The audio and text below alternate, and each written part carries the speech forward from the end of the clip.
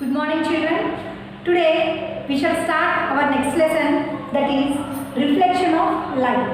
Reflection of light. Let us discuss about light first. Light is a form of energy. Here I have a question for you. If you pass the light through the water, will it get wet? If you pass the light through the water, will it get wet? No. Why? Because light is not a matter to get wet. Light is not a solid to get wet while pass through the water. Light is a form of energy. So if you pass the light through the water, you do not get wet. How does shadow form? Here, when an opaque object blocks the path of the light, then we get the shadows. Here I mentioned the opaque object. What are opaque objects? Here, based on the passage of light through them, all objects are divided into three types. That is transparent, translucent,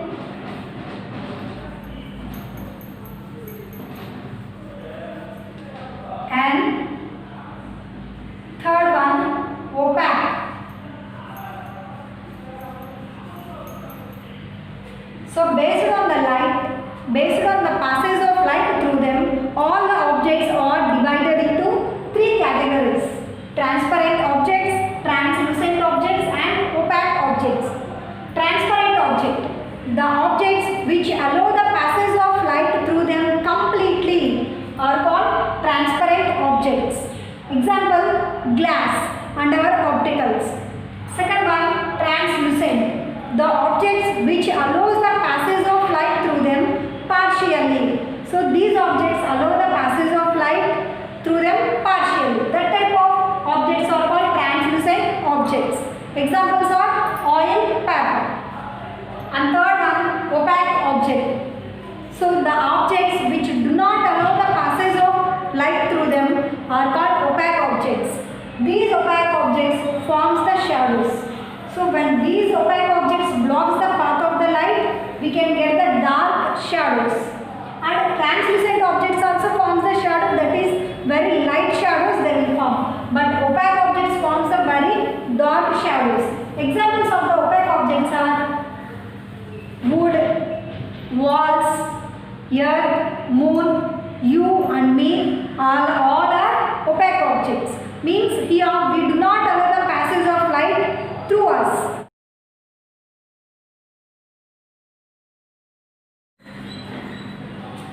How does shadow form? Let us see how shadow is formed.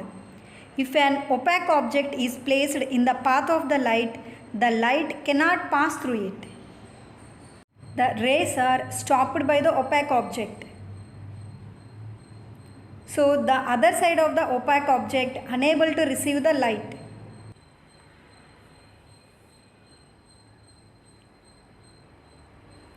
So the space behind the opaque object where the light cannot reach it is called a shadow. That means shadows are formed when the light is stopped by object.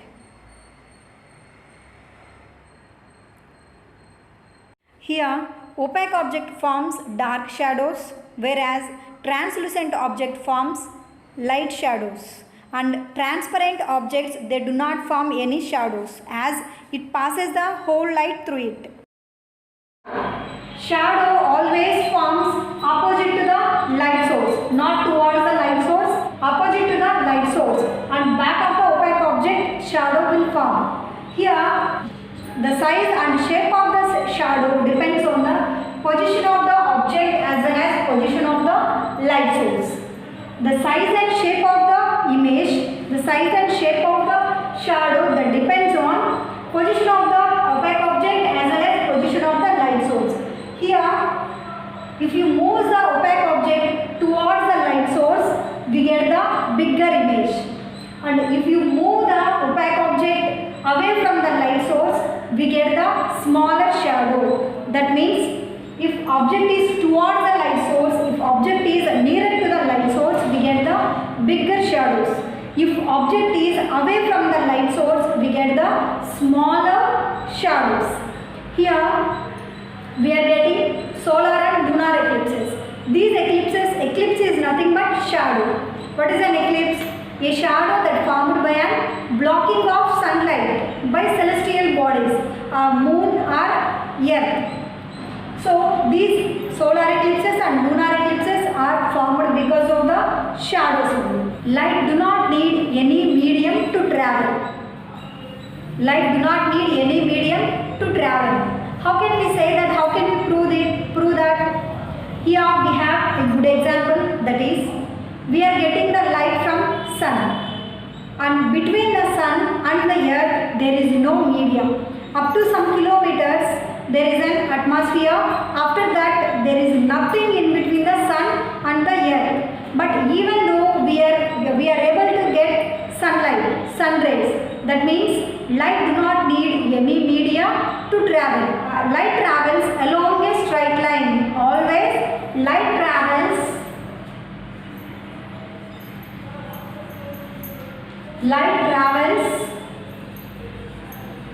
along a straight line.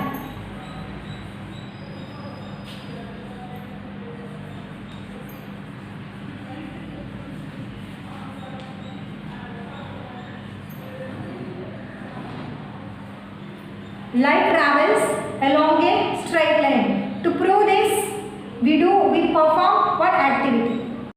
Have you ever noticed that the headlamps of car always gives straight beam of light? Let us try an activity to find out the path of the light. Take a lighted candle and a straight pipe.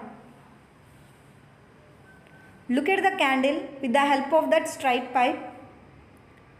Here we can see the candle clearly. Now take the bent pipe. Look at the candle again. Now in this case we are unable to see the candle.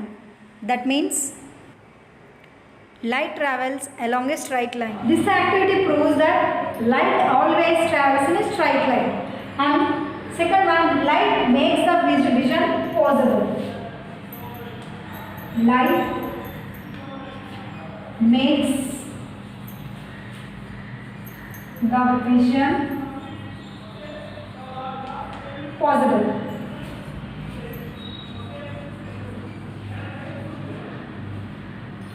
So what is this point? Light makes the vision possible. How it makes the vision possible? Now how we are able to see the things around us?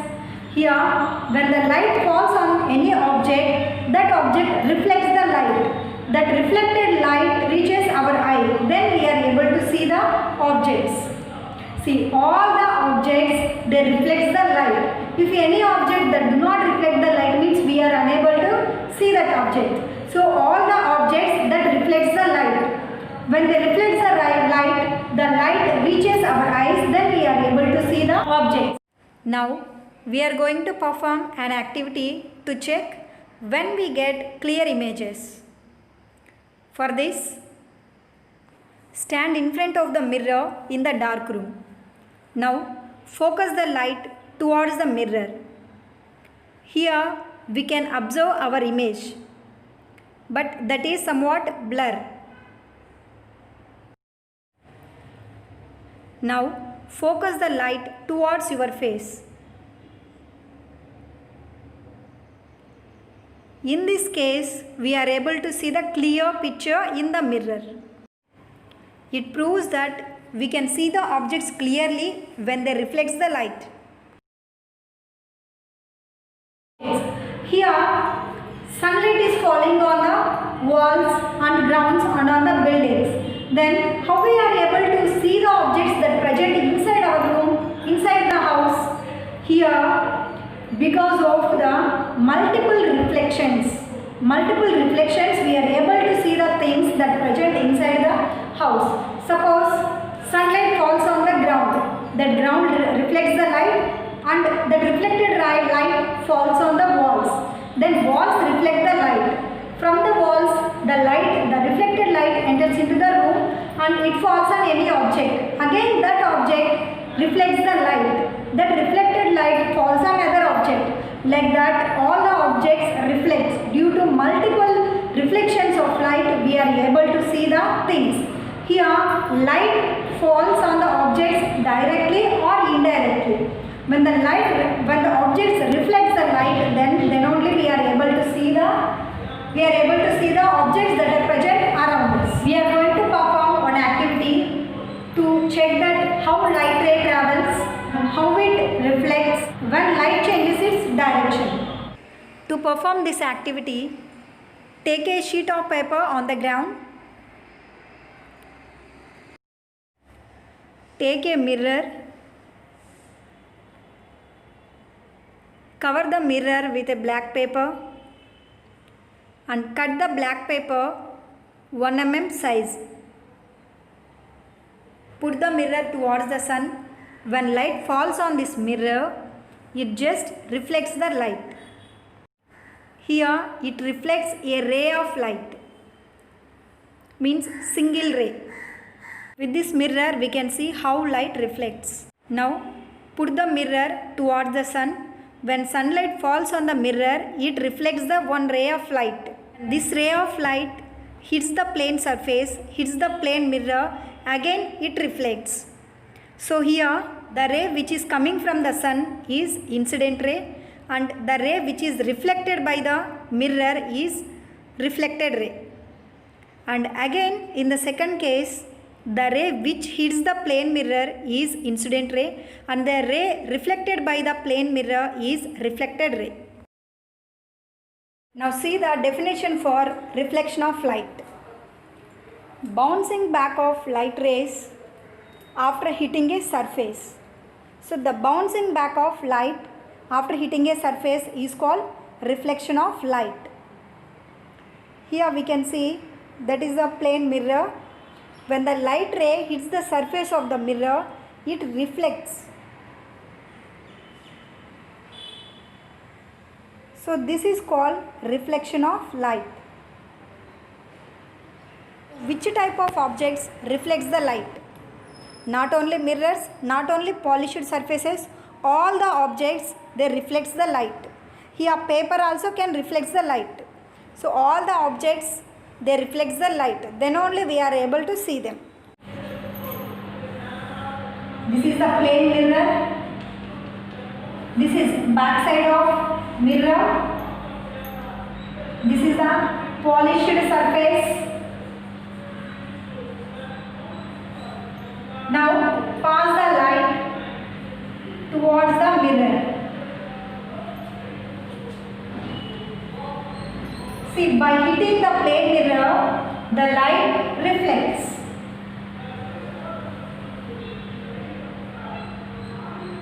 Now draw a normal. What is normal? A perpendicular line that drawn towards the surface of the mirror at the point of incidence. That is called normal. What is a normal?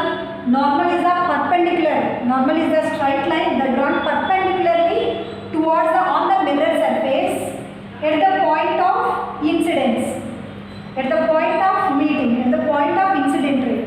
This is called the normal. The ray which is hitting the surface of the mirror is called incident ray. Is called incident ray.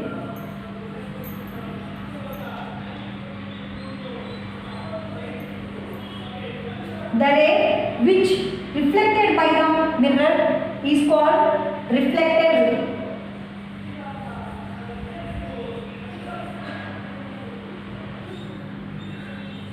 Reflected ray.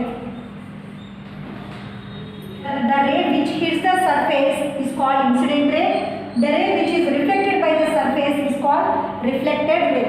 And this is the normal, the drawn perpendicular to the plane surface at the point of incidence. This is the normal. Here, these are the rays of the light. A single ray is called ray of light. Ray of light. And a collection of rays is called beam. Beam of light. A single ray is called ray of light. Collection of rays are called beam of light. Here three types of beams are there. The third case we can say it as parallel beam of light. Why? Because all the rays are parallel to each other, so it is called as parallel beam of light. If you come to first case, here rays coming together and meeting at one point. So rays coming together meeting at one point, this type of beam is called convergent beam.